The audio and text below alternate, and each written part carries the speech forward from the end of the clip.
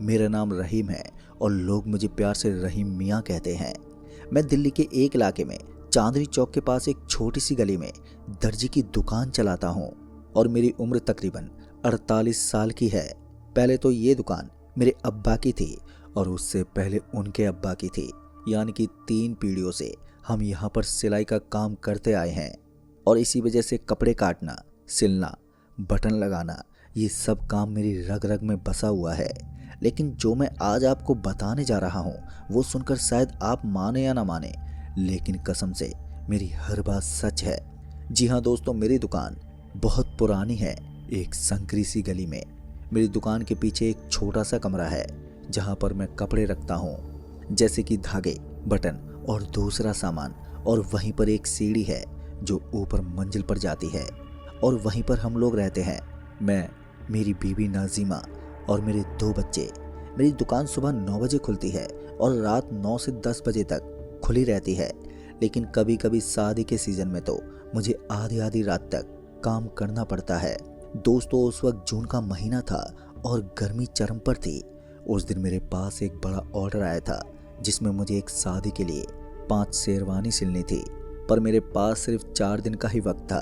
तो मैंने अपने हेल्पर सलीम को कहा कि वो देर तक मेरे साथ रुके, लेकिन उस वक्त उसकी भी तबीयत खराब थी, जिस वजह से उसने माफ़ी मांगी और वो माफ़ी मांगकर वहाँ से चला गया। तभी मैंने सोचा चलो कोई बात नहीं, मैं अकेला ही कर लूँगा और रात भर मैं काम करूँगा। तभी रात के 11 बजे मैंने खाना खाया और फिर खाना पीना करने के बाद जब मेरे बच्चे सो गए तो मैं नीचे अपनी दुकान पर चला आया और शेरवानी का कपड़ा लेते हुए उसे सिलने लगा। उस वक्त गली पूरी तरह से सुनसान थी, पर उस वक्त जो आवाज़ें मुझे सुनाई दे रही थी वो थी किसी गाड़ी या फिर कुत्ते की, जो कुछ कुछ देर के बाद मुझे सुनाई दे जाती थी। लेकिन मैं उस वक्त अपने काम में डूबा हुआ था। काम करते हुए मुझे अभी कुछ ही वक्त हुआ था, यानी कि उस समय 12 ही बजे होंगे और मैं मशीन पर कढ़ाई कर रहा था कि तभी मुझे ऐसा लगा जैसे किसी ने मुझे देखा है। और जब मैंने पीछे मुड़कर देखा तो वहाँ पर कोई नहीं था। मेरी दुकान बंद थी और दरवाजे पर ताला लटका हुआ था। ये सब देखते हुए मैंने सोचा शायद ये सब थकान की वजह से है और यही बुदबुदाते हुए मैं वापस से अपने काम में लग गया।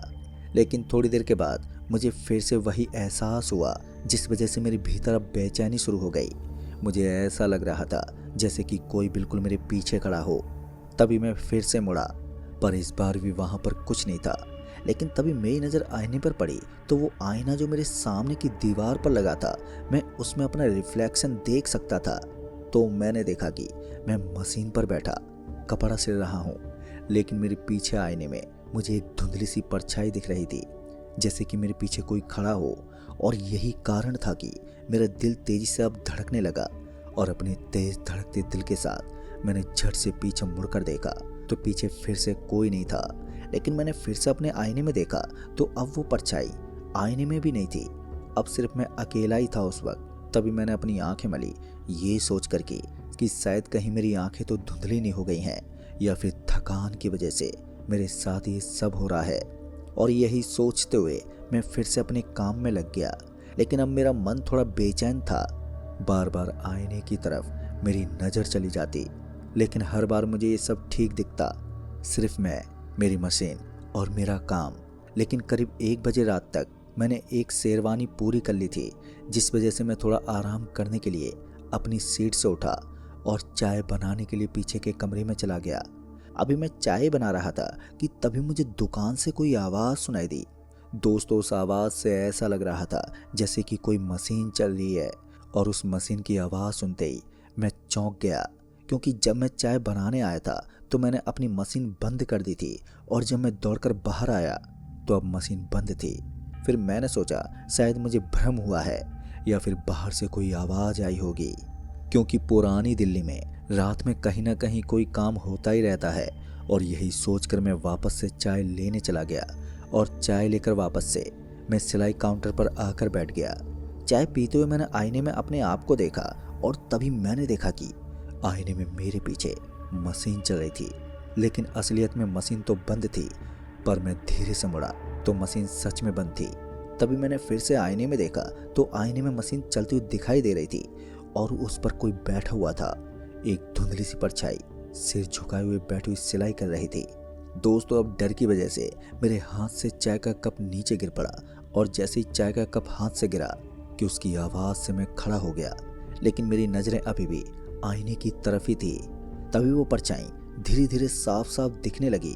उसने पुराने कपड़े पहने हुए थे, टोपी, उसकी दाढ़ी से वो कोई बूढ़ा आदमी लग रहा था और वो मेरी मशीन पर बैठा हुआ था, लेकिन असलियत में वहाँ पर कोई नहीं था।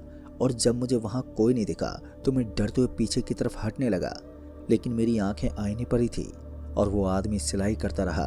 फिर धीरे धीरे उसने अपना सिर ऊपर उठाया और मेरी तरफ देखा तो उसकी आंखें पूरी तरह से खाली थी, यानी कि उसमें सिर्फ गड्ढे थे।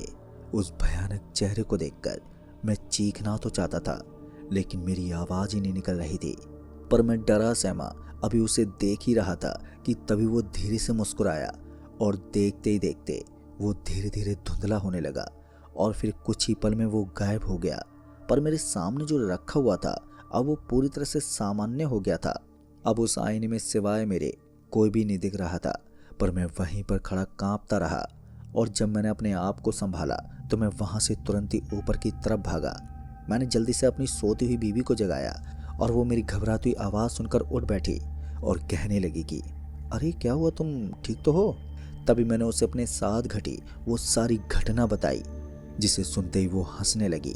और उसको हंसता देख मैंने उससे फिर कहा, देखो सच में आईने में कोई था। लेकिन दोस्तों नाजिमा मेरी बात का यकीन ही नहीं कर रही थी और वो मुझे मेरा वहम बताकर सो गई। पर अब मेरे भीतर एक गहरी बेचैनी बढ़ गई थी। वो चेहरा मुझे बार बार याद आता रहा, वो खाली आंखें, वो मुस्कान और सब कुछ जो कि मेरे साथ घटा था। पर जब सुबह हुई तो मैं नीचे गया तो मैंने देखा कि दुकान बिल्कुल सामान्य थी और आईना भी अपनी जगह पर वहीं पर था। तभी मैंने उस आईने में गौर से देखा, लेकिन अभी इस वक्त मुझे इसमें कुछ भी अजीब नहीं लग रहा था, जैसा कि रात में लग रहा था। तभी एक पल के लिए मैंने सोचा शायद कहीं सच में मुझे भ्रम तो नहीं हुआ था थकान की वजह से, और ये सोचकर मैंने रात की बात भुला दी और मैंने दिन भर नॉर्मल तरीके से काम किया। दुकान पर ग्राहक भी आए, कपड़ों का भी लेन देन हुआ और साथ ही सलीम भी अब काम पर आ गया था, क्योंकि अब उसकी तबीयत बेहतर हो चुकी थी।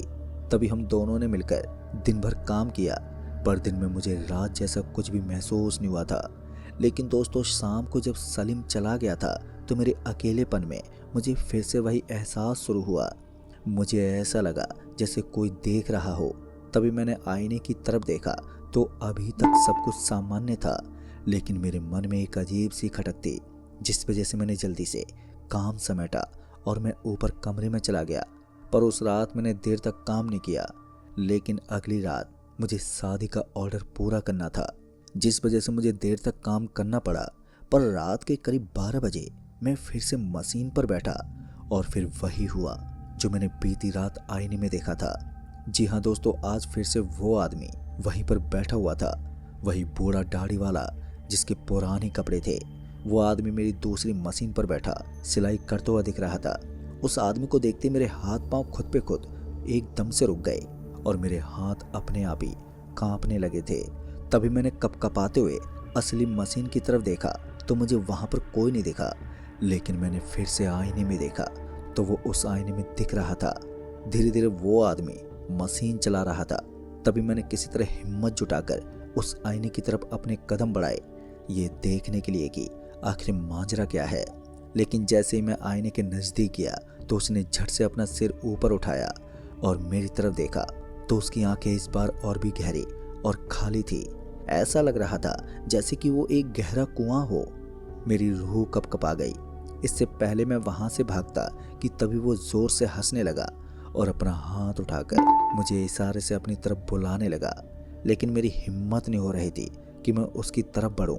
तभी वो चीखते उठा और मेरी तरफ बढ़ा, जिस वजह से डर मेरे ऊपर हावी हो गया और मेरे कदम अपने आप ही दौड़ने लगे। और जब मैं नाजिमा के पास पहुंचा तो इस बार नाजिमा मेरा चेहरा देखकर डर गई और कहने लगी कि अरे अरे क्या हुआ तुम्हें, तुम ठीक तो हो, इतने डरे हुए क्यों? तभी मैंने उसे सब कुछ बताया, पर इस बार उसे भी मेरी बातों पर यकीन होने लगा कि कुछ तो गलत है मेरे साथ। पहले तो उसने मुझे शांत किया और कहा कि सुबह हम मौलवी साहब के पास चलेंगे, फिर हम अगले दिन गली के पास वाली मस्जिद के मौलवी हाजी साहब के पास गए, जहां पर जाकर मैंने उन्हें सब कुछ बताया। मौलवी साहब मेरी बात को ध्यान से सुनते रहे और तब जाकर बोले, रहीम मियाँ, ये कोई साधारण बात नहीं है। आईने में जो तुम देख रहे हो वो शायद किसी आत्मा की परछाई है। तुम्हारी दुकान तो बहुत पुरानी है, हो सकता है किसी का कोई अधूरा काम हो। तभी मैंने एक गंभीर आवाज़ से पूछा, लेकिन ये कौन हो सकता है हाजी साहब? तभी उन्होंने कहा, तुम्हारे अब्बा या फिर दादा के बारे में कुछ पता है? कभी ऐसा कुछ हुआ था? मैंने सोचा, मेरे अब्बा तो 10 साल पहले गुजर गए थे, लेकिन मेरे दादा, वो जब मैं छोटा था तभी मर गए थे। मुझे ज़्यादा कुछ तो याद नहीं था, लेकिन मेरी अम्मी अभी जिंदा थी। मैंने सोचा मैं उनसे पूछूंगा, और यही सोचते हुए मैं अपने घर लौट आया। और घर आकर मैंने अपनी अम्मी से पूछा, लेकिन अब वो बहुत बूढ़ी हो चुकी थी और उनकी याददाश्त भी बहुत कमज़ोर थी। लेकिन जब मैंने उन्हें आईने के बारे में बताया तो वो सोचने लगी और फिर जाकर बोली, हाँ बेटा, वो आईना तुम्हारे दादा का बहुत प्यारा था। वो कहते थे कि इसमें हर सिलाई साफ दिखती है। लेकिन एक बात थी, तुम्हारे दादा की मौत अचानक ही हो गई थी। एक रात वो दुकान में काम कर रहे थे, दिल का दौरा पड़ा और वहीं मशीन के सामने पड़े थे वो। जब सुबह तुम्हारे अब्बा ने दुकान खोली तो वहीं पर मिले थे। अब ये सुनते मेरे रोंगटे खड़े हो गए। मतलब कि मैं जो देख रहा था वो सच में मेरे दादाजी की आत्मा थी। लेकिन क्यों? इतने साल बाद ऐसा क्यों हो रहा था? मुझे वो सब क्यों दिख रहे थे? तभी अम्मी ने आगे बताया कि उस समय तुम्हारे दादा एक खास शेरवानी सिल रहे थे किसी नवाब साहब के लिए।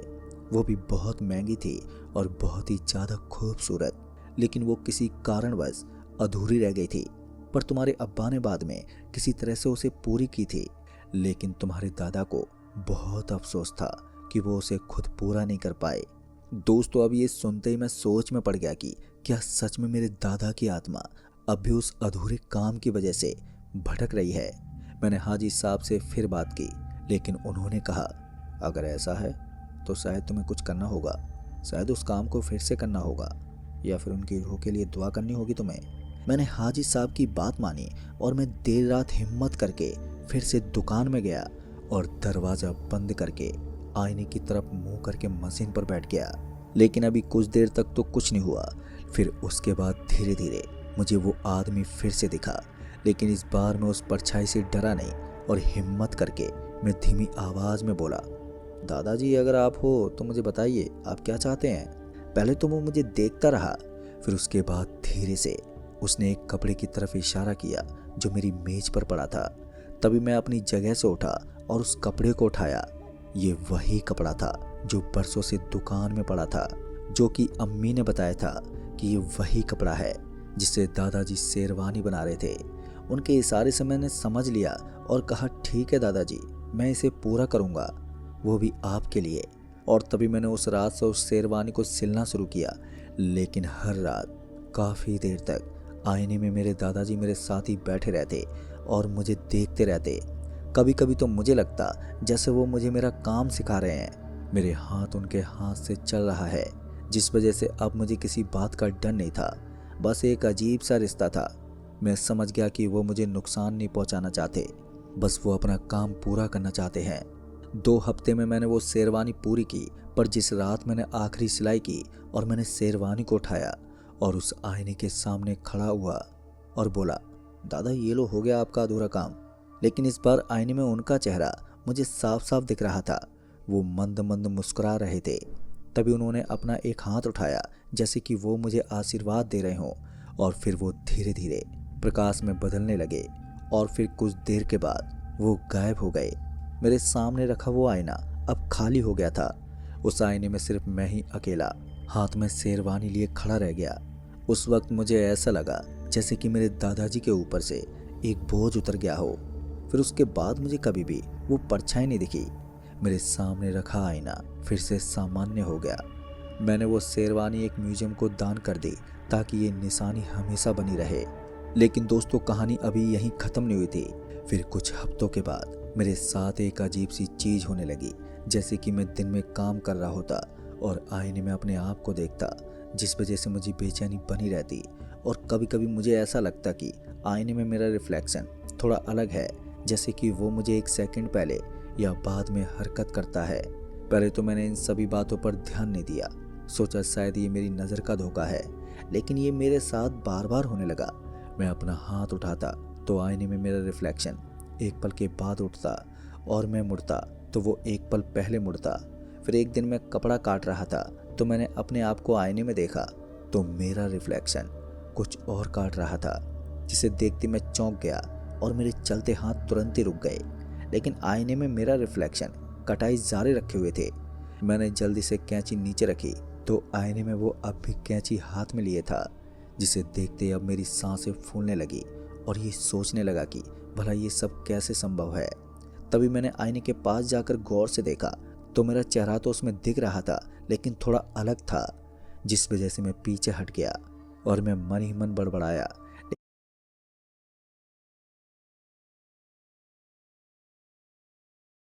लेकिन मेरे पैरों तले जमीन तो तब खिसक गई जब आईने में मेरा रिफ्लेक्शन मुस्कुराने लगा था, जिस वजह से मेरा दिल अब तेजी से धड़कने लगा और मैं धड़कते हुए दिल के साथ भागकर ऊपर चला गया और सारी बात मैंने फिर से नाजिमा को बताई। नाजिमा मेरी बात सुनते ही फिर से घबरा गई और बोली कि शायद तुम फिर से थक गए हो या फिर वो आईना कुछ गलत है, हमें उस आईने को हटा देना चाहिए। तभी मैंने नाजिमा की बात में हाँ मिलाई और फिर अगले ही दिन मैंने सलीम को बुलाकर उस आईने को उतार कर पीछे के कमरे में रख दिया और साथ ही उसे एक कपड़े से ढक दिया, जिसके बाद मैंने एक नया आईना लगवाया जो कि बाजार से खरीदा हुआ था, जिसके बाद से सब कुछ सामान्य हो गया। अब सब ठीक चल रहा था, मैं काम करता और उस आईने में सामान्य रिफ्लेक्शन दिखता रहता। पहले जैसे कोई भी अजीब चीज़ नहीं दिखती थी, लेकिन फिर एक रात मुझे एक सपना आया कि मैं अपनी दुकान में हूँ, उसी पुराने आईने के सामने खड़ा हूँ और आईने में मैं खुद को देख रहा हूँ, लेकिन उसमें मेरी शक्ल अलग दिख रही थी। वो मुझे घूर रहा था और फिर धीरे धीरे वो आईने से बाहर निकलने लगा और जैसे ही वो पूरा बाहर आ गया तो मैं ज़ोर से चीखता चिल्लाता हुआ जाग उठा। उस वक्त मैं पसीने से तर हो रखा था। तभी मेरी पत्नी नाजिमा ने मुझे थपथपाते हुए कहा, शांत हो जाइए, ये कोई सपना था तुम्हारा। लेकिन दोस्तों मुझे यकीन नहीं हो रहा था, क्योंकि वो सपना इतना असली लग रहा था, मानो कि अभी अभी मेरे सामने की बात हो। लेकिन जब सुबह हुई तो मैं फिर से उसी पुराने आईने के पास गया और जब उस आईने को देखा तो वो आईना उसी कपड़े से ढका हुआ था जिससे हमने उस आईने को पहले ढका हुआ था। लेकिन मेरे मन में अब तरह तरह के ख्याल उमड़ने लगे थे और सोचने लगा कि आखिर ये सब हो क्या रहा है। और उन्हीं सवालों को मन में लेकर मैं फिर से बाबा हाजी के पास गया, जहाँ जाकर मैंने उनसे सारी बात बताई तो उन्होंने मुझसे कहा कि तुम उस आईने को कहीं पवित्र जगह पर जाकर दफना दो। लेकिन दोस्तों वो आईना मेरे बुजुर्गों की निशानी थी, जिस वजह से मैं उस आईने को कहीं भी फेंकना नहीं चाहता था। खैर उस वक्त तो मैं वहाँ से अपने घर वापस लौट आया और फिर रात को मैं एक ज़रूरी ऑर्डर को पूरा करने में लग गया। लेकिन काम करते हुए मेरे मन में एक खटक अभी भी थी, जैसे किसी चीज़ की कमी हो। लिहाजा मैं अपनी सीट से उठा और उस कमरे में जाकर उस आईने के सामने खड़ा हो गया और जैसे ही मैं उस आईने के सामने खड़ा हुआ तो मेरा रिफ्लेक्शन मुझे देखकर मुस्कुराने लगा और उसका एक बेहतरीन इशारा मेरे समझ में आया, जो था मेरे द्वारा एक सिले जा रहे लहंगे का, जिसकी कढ़ाई में मेरी गलती उस रिफ्लेक्शन द्वारा पता चली। मतलब ये था कि ये आईना मुझे मेरे काम को सही से करवाना जानता था। सिलाई के दौरान मेरी गलतियों को मुझसे ठीक करने का इशारा देता, ना कि मुझे डराता। दोस्तों अब मैं इस बात को समझ गया था तो सुबह होते ही मैंने वो नया आईना दुकान से हटा दिया और वही पुराना आईना दुकान में फिर से लगा दिया। अब मैं जो भी काम करता तो मैं उस आईने में देखकर ही करता और सिलाई करते वक्त मुझसे जो भी गलती होती तो उस आईने में मेरा रिफ्लेक्शन मुझे बता देता और ऐसे ही धीरे धीरे मैं एक अच्छा सिलाई मास्टर बन गया। यहाँ तक कि लोग मेरी तारीफ तलक करने लगे थे कि मेरे जैसा सिलाई कोई नहीं कर सकता। खैर दोस्तों मैं उस आईने के साथ आज भी जुड़ा हुआ हूँ। कोई चीज़ें हमारे पूर्वजों के आशीर्वाद के रूप में होती हैं, जिनसे हमें आगे भविष्य में तरक्की मिलती है और हमें अपने पूर्वजों की किसी भी चीज़ को संभाल कर रखना चाहिए और उसका भेद नहीं देना चाहिए, क्योंकि उन चीज़ों से हमारे घर की उन्नति होती है। तो दोस्तों इस कहानी में बस इतना ही। कहानी आपको पसंद आई हो तो वीडियो को लाइक शेयर कमेंट ज़रूर कर दें। तो मैं आपका दोस्त राजकुमार जल्द ही मिलूँगा ऐसी एक